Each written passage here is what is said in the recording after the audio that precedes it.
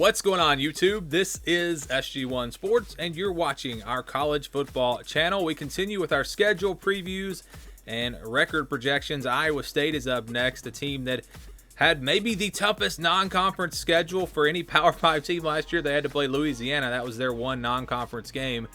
And, of course, they lost that game. Louisiana wound up being a top 25 team. But you fast forward to 2021, and it's back to a normal schedule. They will again play the 9 Big 12 opponents and then 3 non-conference games as we take a look at this schedule. They start things off on September 4th against Northern Iowa, a good FCS team to get things going. And then it's a big one, a huge game on September 11th against Iowa. Iowa figures to be a top 25 team this year. Iowa State figures to be a top 10 team. But the rivalry is back. They didn't get to play last year. Really excited to see this matchup again between two teams that should be good. You know, you go back in time, and there were a lot of years where Iowa was a pretty good team. Iowa State wasn't very good, or maybe even both teams weren't that great. How about this year? Both teams are going to be ranked probably pretty high, especially Iowa State. And this is going to be a big-time matchup, Week 2, one of really the biggest non-conference games of the season. Then you go to September 18th on the road at UNLV, another game that should be a win for Iowa State before beginning Big 12 conference play. And I like the way it starts for them. They don't get thrown into the fire. They don't play Oklahoma or Texas or Oklahoma State. They don't play any of those teams right out of the bat. They play Baylor on the road September 25th. That's going to be a game that Iowa State will be favored in by a decent amount. Baylor really wasn't very good last year. You look at them this year, I don't think they're going to make a big jump or anything like that. And then Kansas on October the 2nd. So you get two of the weaker teams in the Big 12 to start that conference playoff. And if they beat Iowa in Week 2, you're talking about a team that's 5-0 heading into really the meat of their Big 12 schedule. Could be a great start for Iowa State if they can take care of business in those 5 games. After Kansas, they'll get a bye week, so you kind of get to reset. You've played 5 games. You find out a lot about your team. You haven't been tested too much except for maybe that Iowa game. And then you can figure some things out and head into that tough stretch in the Big 12, beginning with Kansas State on October 16th. Kansas State brings Skylar Thompson back. Always a tough place to play, and we are assuming that fans will be back. Maybe in full capacity, at least 50% capacity. They will be a factor, I think, in 2021.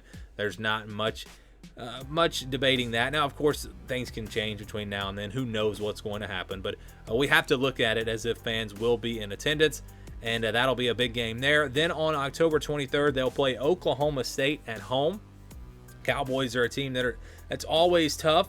They lose some guys this year, of course, but that'll be a good matchup there as well. Then on October 30th, they'll go on the road to play West Virginia. West Virginia is a sneaky team this year. They have a lot coming back. Tough place to play. Right before playing Texas, that's a sneaky game against a sneaky team there, October 30th. West Virginia has potential to be 3rd or 4th in the Big 12 this year. I really believe that. Now, will they? I don't know, but I think there's potential for that to happen. And again, right before playing Texas, if there's a game where if I'm an Iowa State fan, I'm worried. I'm worried about them looking ahead. I'm worried about a potential upset. I'm worried about them being overconfident. Maybe they're undefeated at this point. That West Virginia game could be very tricky again there on October 30th. Then they'll play Texas at home November 6th. That'll be a big game. Texas, of course, a very talented team. They're not going to be super experienced this year. Iowa State definitely has an advantage there. Plus, they're playing at home, so that'll also give them an advantage. But that'll be a big game there in the Big 12, a game that potentially could decide who plays Oklahoma in the Big 12 championship game. After that, they play Texas Tech on November 13th, a game that Iowa State should win, but it's on the road, and it's in between Texas and Oklahoma, so you don't want to overlook that game. Texas Tech will be a pretty good team. They're not going to be great, but they're not going to be terrible. And so I think that's another game that you have to keep an eye on.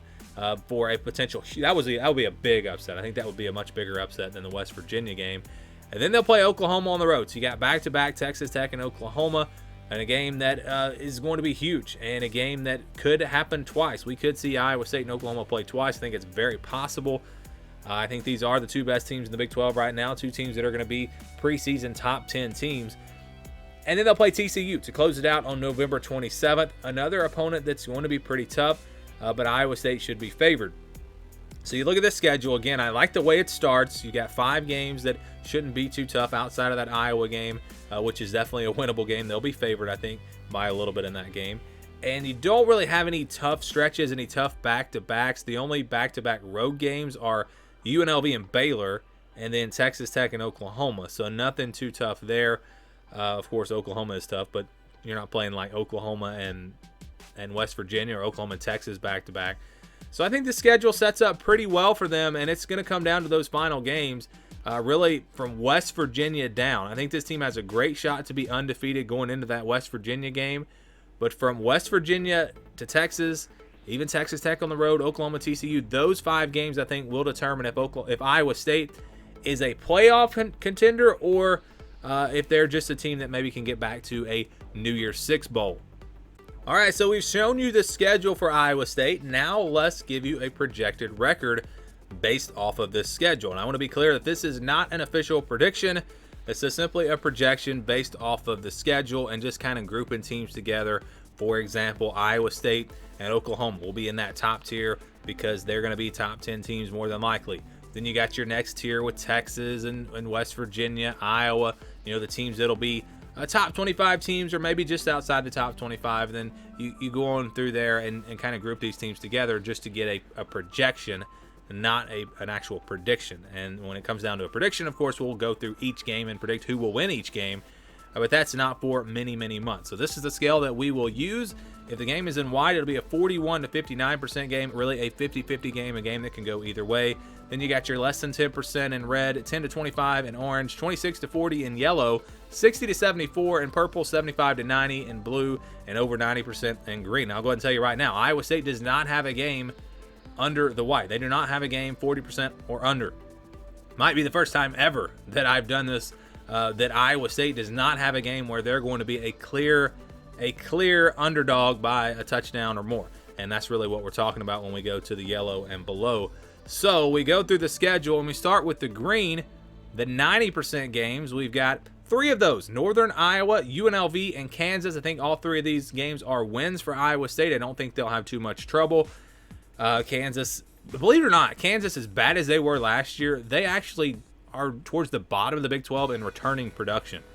So there's no reason to think Kansas is going to make a big jump or anything like that. So 3 wins here that should be pretty easy. Then we go to the next set of games, the blue games, 75 to 90%. These are games where Iowa State, I think, will be favored by double digits. We're talking 10 to 20 points, somewhere in that range. And you got 2 of those, Baylor and Texas Tech. Now, I'm a little hesitant to put these games in the blue just because they're on the road. But Iowa State, I think, is clearly going to be better than Baylor and Texas Tech next year. I mean, I really don't see these games being too tough. Now, Baylor was actually a pretty close game last year, I think a 7-point game. So you never know, but just looking at where the teams finished, what they bring back this year, where they're expected to be this year, I think it's pretty clear that Iowa State would have a pretty big advantage. I think they would be double-digit favorites in these games. Now, they're not going to be close to 90%. I think they're closer to 75%, but still games where the Cyclones will be favored. Then we go to the purple. Majority of the schedule is in the purple here. Iowa, Kansas State, Oklahoma State, West Virginia, Texas, and TCU. These are all games where I think Iowa State will be favored by 6, 7, 8 points, somewhere in that range. And some of these are close. Some of these could maybe be in the 50-50 range. We're talking about Texas, West Virginia on the road, Iowa, rivalry game. So it's kind of tough to figure out exactly where to put some of these games. I think most of these games are much closer to 60% than they are to 74%. But I do think you could probably group these teams in these categories. Again, we're talking about Iowa State as a top 10, top 6, 7, 8 team this year. And these other teams are not going to be, I don't think, near the top 10. Some will be ranked. Iowa, Texas might be ranked, but I think they're closer to that 20 range.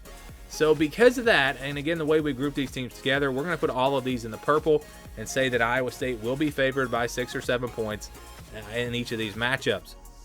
And that just leaves Oklahoma, your final game here. Oklahoma on the road. I would favor Oklahoma playing at home. I think they're going to be ranked just a little bit higher than Iowa State, but I think that the margin is going to be pretty small. I don't expect Oklahoma to be favored by more than 3 or 4 points, especially if both teams are sitting there in the top 10. So that's why, to me, this is a 50-50 game. Again, these teams are in the same tier. Oklahoma might be a little ahead of them, but I do think they're in that same tier. And these are the contenders for the Big 12. I think these are your playoff contenders and the teams that are expected to go to the Big 12 championship game. Of course, that could change. We could see a team like Texas emerge or West Virginia. You never know.